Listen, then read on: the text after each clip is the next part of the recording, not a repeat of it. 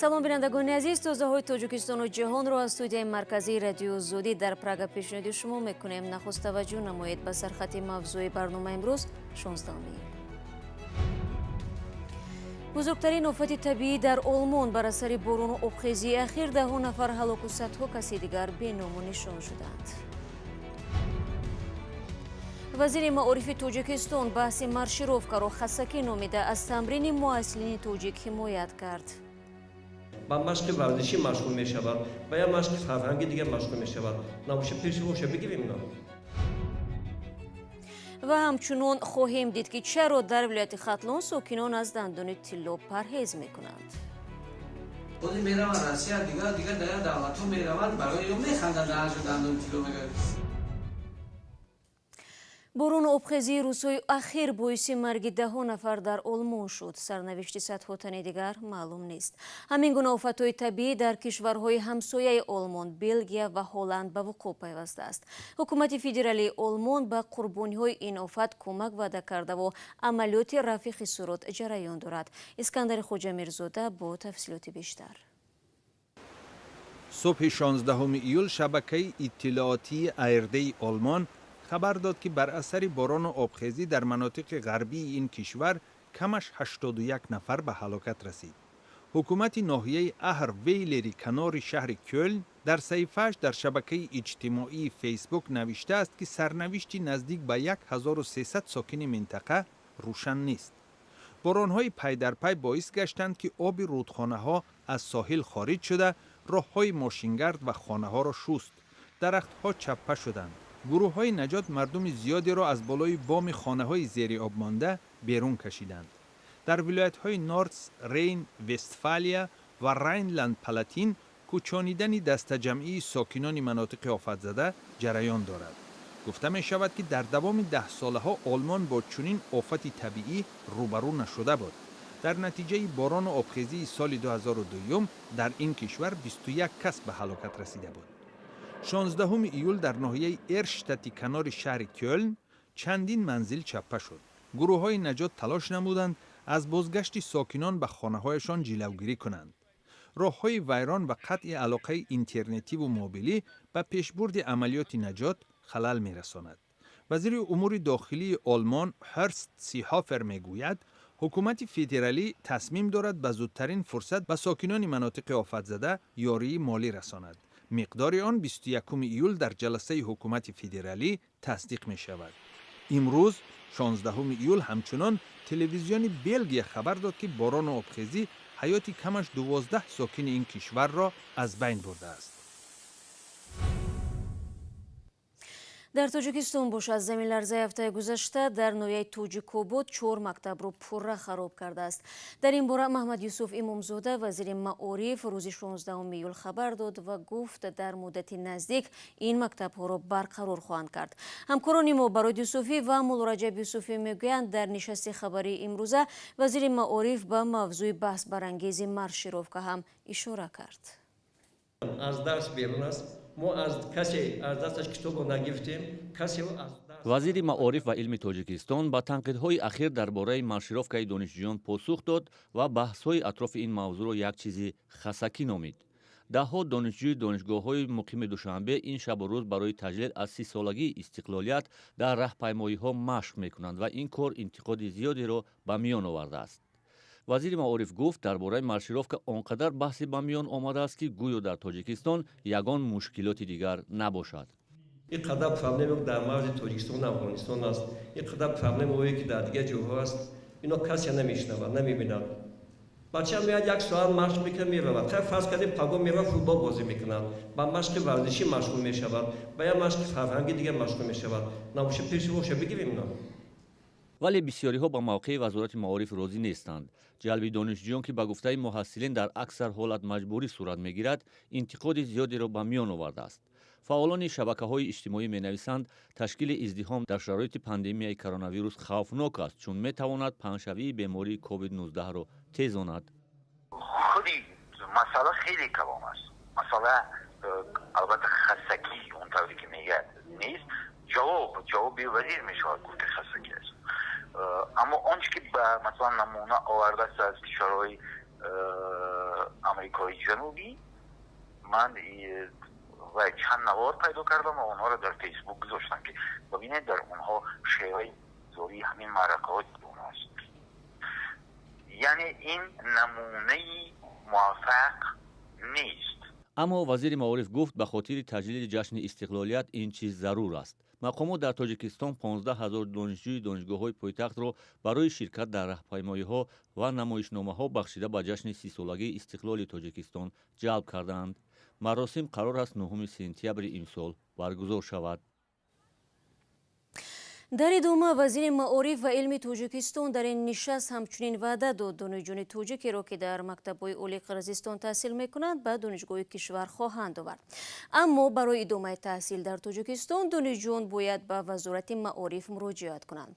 طبق اطلاع رسمی در قرقیزستان بیش از 2000 دانشجوی تاجیک تحصیل می‌کنند. برخی از آنها گفتند در پی مناقشه آخری ماه اپریل در مرز تاجیکستان و قرقیزستان با برخوردهای نامناسب روبرو شدند. اما مقامات قرقیزستان اصرار می‌ورزند که کسی دانشجویان تاجیک را اخراج نکرده فشاری هم نآورده است. سلام، اگر خط و خبر می‌خواهید ما داریم. نوید بامدادی، سرخط خبرها، اخبار تاجیکستان و جهان، گزارش‌ها و تحلیل‌ها. چی می‌گذرد و چرا؟ دانستن فهمیدن است. ضمیمه یا اپ ما را بگیرید. برنامه خبری رو ادامه میدیم. شرکت ساختمانی کاملده که با نام شرکت بیگ صبور مشهور است تا هنوز بناهای به اصطلاح نقصاندار خود را به استفاده نداده است. رهبریت کمیته ساختمان و معماری تاجیکستان امروز در نشست خبری گفتند فعلا شرکت مشغول برطرف کردن کمبودی در این بناها می باشد. در عین زمان به گفته مسئولین کمیته ساختمان یکی از مشکل‌های عمده در کار شرکت‌های ساختمانی نورسایی متخصصان کسبی است. علیشیر ظریفی و شهلوی عبدالله موضوع را ادامه می‌دهند. همون چوبایی که بالای پیرمیچکا میگیم بالای تریزودا موندگی بود. کمیته ساختمان و معماری تاجیکستان گفت طلبات به اجازتنامه ساختمان را شدیدتر کرده است. رهبریت این نهاد از کمبود متخصصان کسبی در شرکت‌های ساختمانی نگرانی کرده تاکید نمودند که نظارت را بالای کار شرکت‌ها پرزور نمودند. بسیار بعضی مدیر تکنیکی ندارند. یگان کارگر پروفسیونالی کارگران ندارند. برای همین رد کرده شد. نسبت به سالهای گذشته در خط رد کردن اجازتنامه زیادتر شده است. مسئولین ضمن یک نشست خبری گفتند با این نهاد دوام 6 ماه برای گرفتن اجازتنامه ساختمان 271 درخواست وارد شده است که با 66 تای آن پاسخی رد داده شده است. درخواست 43 شرکت دیگر در بررسی قرار دارد. با 189 شخصان واقعی حقوقی و منصبدار برای راه دادن به حقوق ویرانکنی معمولی و مبلغ 610,172 سومانی جریمه تعیین کرد.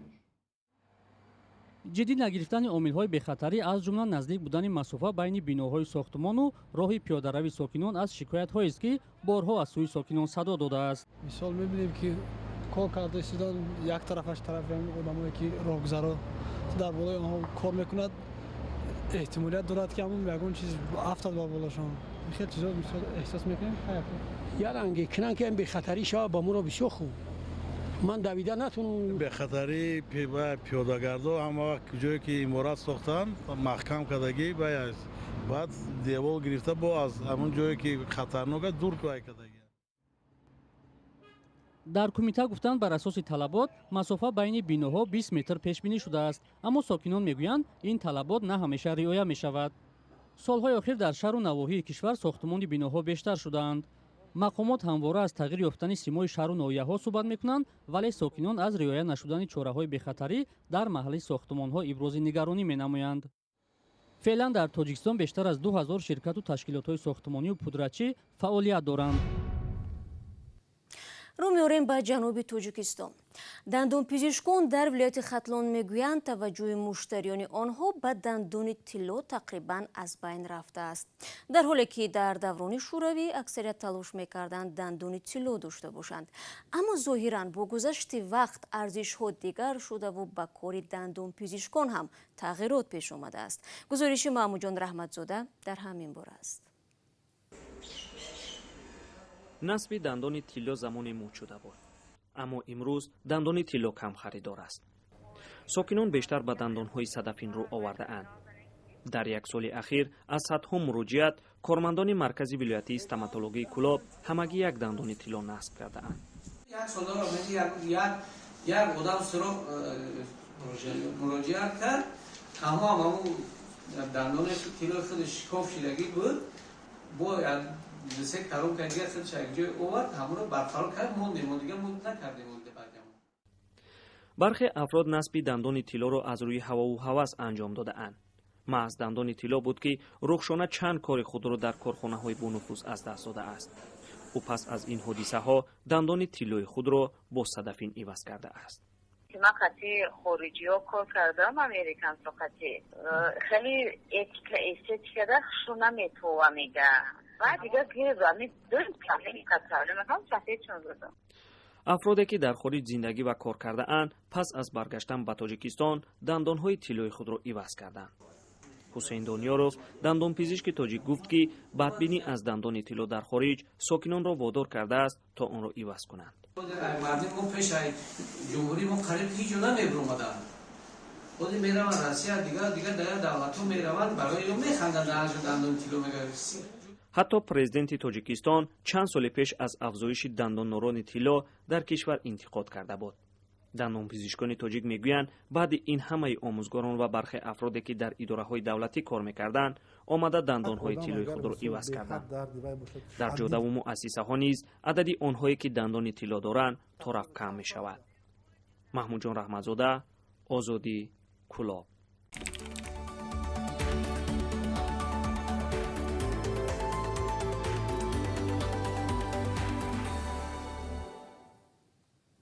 акнун рӯ меорем ба шимоли тоҷикистон.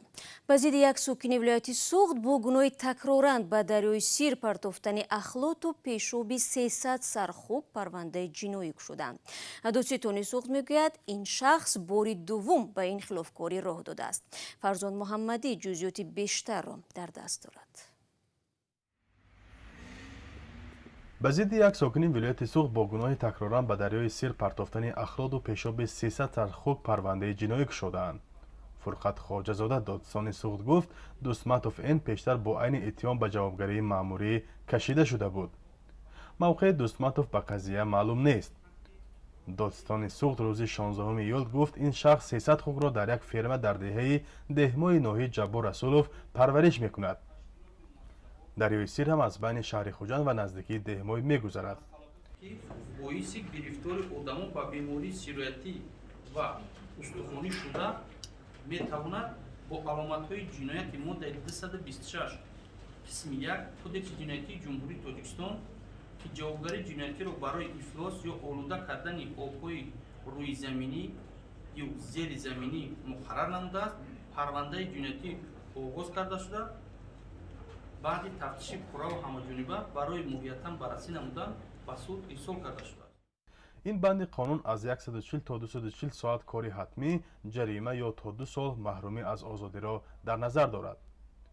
бо ин ҳол маълум нест хуккоро дар ноҳияи ҷаббор расулов таҳти чӣ шароит парвариш мекунанд ва гӯшту равғани онҳо барои чӣ коре дар назар гирифта шудааст.